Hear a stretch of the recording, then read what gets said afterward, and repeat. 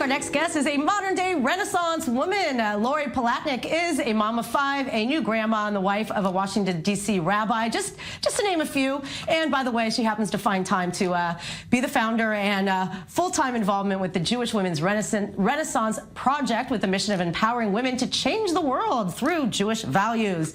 Wow, that's a long, illustrious intro, but you have such a a vast bio. Welcome to the show. My pleasure. Thanks for having me. First of all, how do you handle all of this? How do you do it? I always say it's proof there is a God. It's not normal. It's you're juggling. You just hope you don't drop a ball. Right. And I'm at you've gotten by life without dropping too many balls, huh? I'm doing my best. Yes. First of all, congratulations that you're a new grandma. Oh we my have gosh. to say this Oh my gosh. first. 2 days ago, I told my kids. I have 5 kids. 3 live in Israel. So I told my kids that there's a window where people say, "You look too young to be a grandmother." I go, "It's true. My window's closing. Let's go. Let's go. Let's go." Yeah, hurry up. 2 days ago, our first granddaughter, born in Jerusalem. Oh, wow.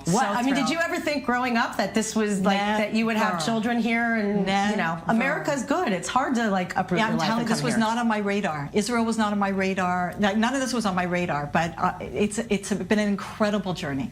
So tell us specifically about the Jewish Renaissance Project and why now is we're in the time of the woman. So, yes. It's all about the women. We're a women's show. Women are on the rise. Yes. And 10 years ago, 8 women from the Washington, D.C. area, a very diverse group of women in every way, religiously, politically, stages of life.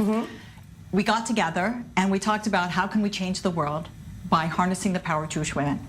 And if you influence influencers, that is a good use of your time. The 100%. biggest influencer in the family is the mother. And yet, she was the most underserved in the Jewish community. There's plenty of programs. Why is this? I mean, listen, I could talk about this all day long. Yes. There's the history and the Torah and women not being able to study the Torah. Why is it taking so long, for us to get to this place? First of all, women have been empowered with the Torah for generations. It's really only in the last 2 generations that Jews, women and men, have floated away from their values.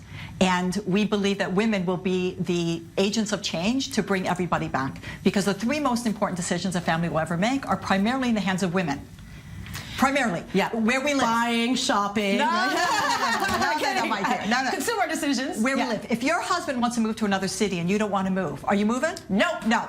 Where our kids go to school. I tell all the women, the school you pick for your kids is not who your kids will be, it's who your grandchildren will be. Wow. It's a big decision. Who we socialize with, who you hang out with is who you become.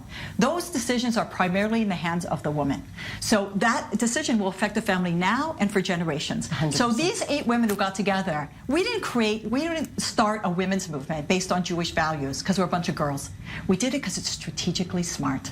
I used to speak at all the campuses, Penn, American U. Penn first, woo!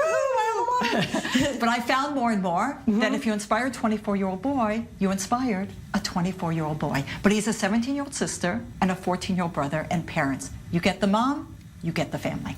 That's so interesting. I mean, how would you explain the project and the trips that you provide? I mean, this is an amazing opportunity. Right. So what happened was, when we got together, we didn't get together to create a trip.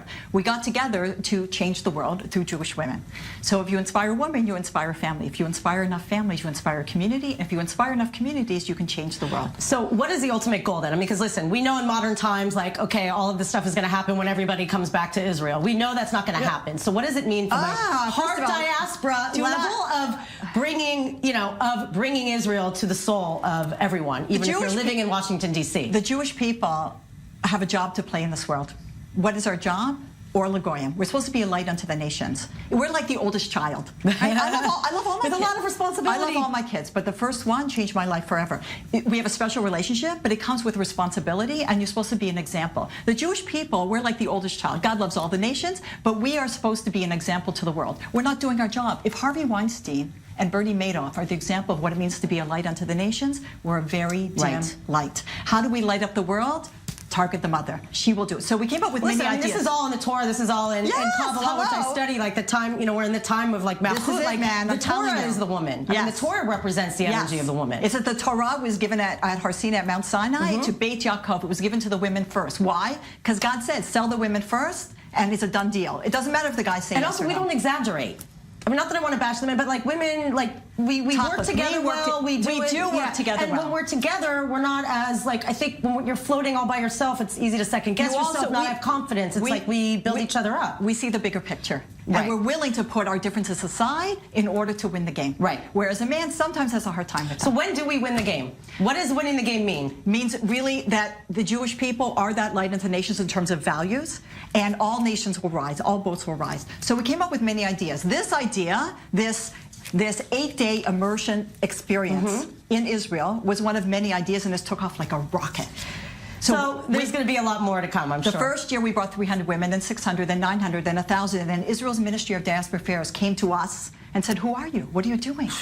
We met with them. They said, double your numbers, get into Eastern Europe, and we'll help back you. We have now brought 13,000 women from 26 countries. Amazing. We partnered. Girl, I love you.